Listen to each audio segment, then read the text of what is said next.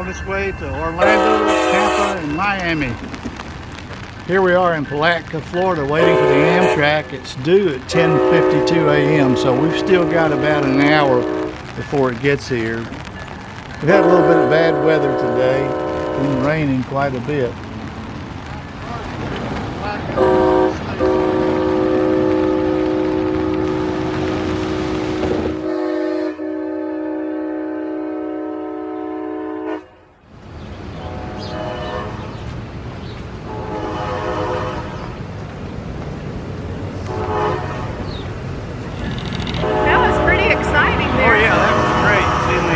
Jump through the Palatka station. It only stopped for about 3 or 4 minutes to pick up a couple of passengers and let a couple off.